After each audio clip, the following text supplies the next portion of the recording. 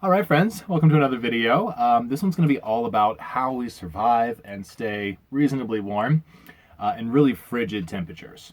We already did a video about how we stay warm in cold temperatures, but this is beyond that. We're talking like 10 degrees and colder. Yeah. So stay tuned, and if you live in a cold state, maybe even colder than Colorado, then this information might be useful to you.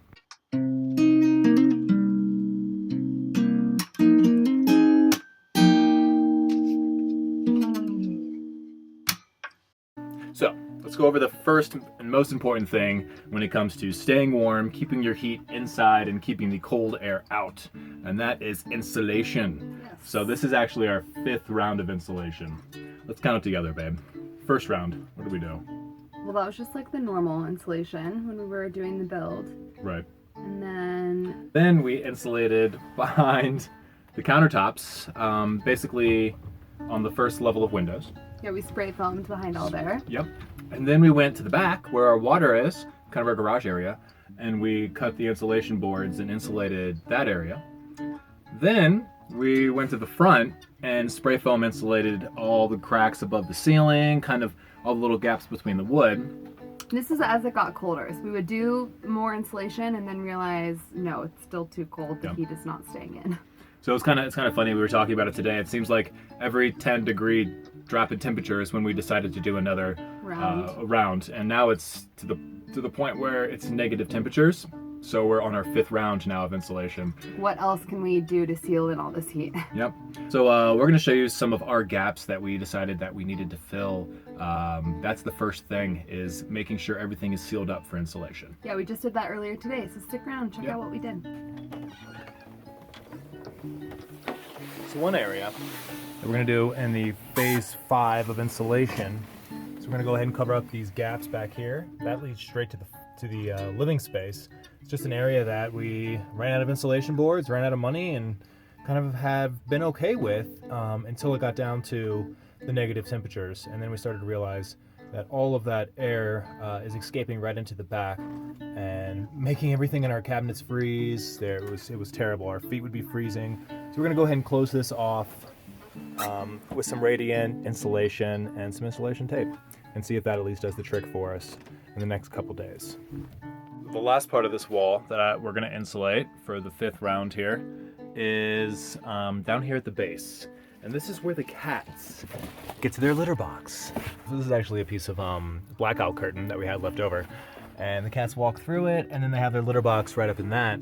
So I'm gonna make a little flap out of the radiant insulation and hope that that at least keeps cold air from blowing through. I'm gonna make it a tighter fit so that they really have to kind of push it through and it'll swing. And we're gonna see how that works out. So we decided to block off these windows entirely because rather than getting the film that you can put over windows, it would still cause them to freeze and melt. So we just want to cancel that whole problem altogether and put cedar boards up here, and it'll also double as a base for our pillows and stuff. And then we're gonna spray some spray foam insulation behind them so they're completely trapped off. No heat or cold can go through here. What was it like? What were the windows like when you woke up this morning? They were frozen. Did you even see out of them? No, and our pillows were like stuck to this window because it was completely iced over. It was so much ice you couldn't even like scratch through it to see. It was completely covered. So we don't want to deal with that because if our heads get cold, then we're gonna get sick all the time. Who wants that? All right, so what we're doing to fix that, I went to Home Depot last night and found these really fantastic, these are actually cedar fence posts, but they were only $2 each, and they're untreated cedar, so they smell amazing. And that's just gonna be right by our heads, so the whole bed area is gonna smell like untreated cedar. So we're just gonna lay one of these at a time and fill behind it with spray foam insulation. Let's get started.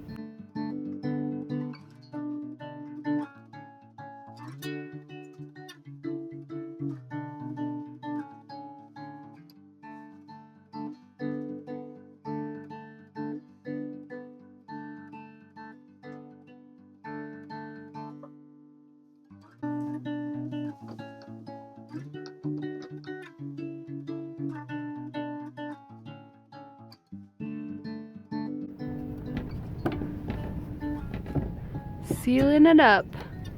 Sealing her up. So we just got back from Home Depot. We're finishing up our little bedroom project, but we ran out of spray foam, so we're having to improvise a little. Yeah, we ran out of spray foam about right here. So we had this reflective barrier insulation, so we just put that up against the window area, and then we're going to use this thick wool material up against the window as insulation. Exactly. So another area we were losing a lot of heat is with this door here. We're going to work on the door next. That might be our 5th round of insulation, but for now we're at least going to cover up the window that's behind the door here. It gets extremely cold, covers in frost as well, and then it's right next to our heaters, so we're kind of using a lot of wasted energy to heat the cool air coming in from this window. I have this insulation ducting tape, and we're just going to tape it up here so then we can cover our bases. It's a really pretty window, so we'll probably take this off in the summertime, obviously, but it's great for the winter. Okay, so I got my radiant barrier up there now, all the way back to the wall. And then we also keep like extra pillows and blankets and towels and stuff back here just to act as a little extra insulation. So we're hoping that's going to make at least that much of a difference to keep our feet from freezing off. Hopefully, I guess we'll see. Got the cat door all finished up here. So this is the original cat panel, and they can still push through that. But then behind that, I put a whole layer of actually doubled it down, so it's 2 layers thick. The radiant blockage, and they can push through this too to get back there to their litter box, but it's not perfect. Air is clearly still getting in through that, but you know, I think we're gonna deal with it for right now. Should we move the pillow out, maybe? Yeah, all right. Got our new backboard in place. We got foam insulation as well as some radiant barrier there on the windows. We just got these pillows for like $3, $4? $3. From Walmart. And so we have a nice pillow barrier as well. So much nicer. It's so much easier to work in my office. You like it? Backboard, yes, I love it. We did it yesterday before we went to bed last night, and last night our heads were nice and toasty. Had no problems. We didn't even sleep with any heater on at all because fine. It was about 30 degrees, got to 20 at about 5 a.m., but that's nothing for us now that we've insulated this month. And now that you've seen how we insulated, let's talk about how we keep it warm in here in general. And if you didn't see our last video, this might be a good time to go ahead and check that one out. We'll probably put a card for it right here, so you can just click right there if you want to go see the video about the wood stove versus the propane. But yeah, we use both. Do you want to explain why we have both wood stove and propane, babe? Yeah, not to be redundant from the other video, but we have the wood stove to kind of heat the whole space, and then the little buddy, it sometimes doesn't fully do the whole trick all night long, so the little propane guy, we can move all around the bus to get heat isolated in different places, and just to have additional heat sources. Sometimes we have both of them on, especially when it's in the negatives. Yep. Thing is though, when it gets into the negatives, if you have that propane on all night, then you're going to wake up with your windows covered in ice. So it is kind of a balance. We also have an insane amount of condensation that builds up and drips down because we have to use the propane, but it works and we have to use the propane. We really do have to use both when it gets down to negative temperatures. Yeah. A few people have been asking us why we use the composite bricks over just regular wood. The answer is our stove is extremely small. It's 1 cubic foot. So we can't fit that much core wood in there to start off with, so it burns out really quickly. That's really the main reason, is that it burns much faster than this one does. This stuff lasts up to 3 hours, sometimes 4 really. If I put one of these whole bricks in there, I have to cut them down the middle, then we break them and shove them in side by side.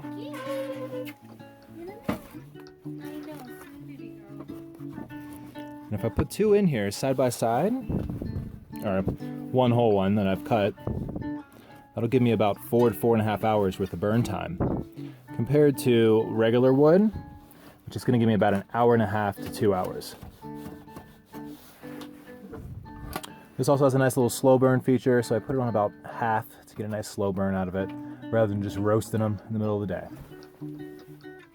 The other thing, we've also noticed as the temperature has dropped, we've gotten more and more blankets. Yeah. So right now we are up to... So we have this one. Ashley, if you're watching, thank you, because this is your blanket. And then we have my grandmother's Afghan on top of that, which is really warm. And then we have just our normal comforter on top of that. And then we have this little thin blanket that was for like outside, but now we've cleaned it, brought it inside. So we have 4 blankets. So basically, 4 comforters keeping us warm. And then we also, yeah. And we decided not to close off the foot of the bed because we're gonna see all seasons.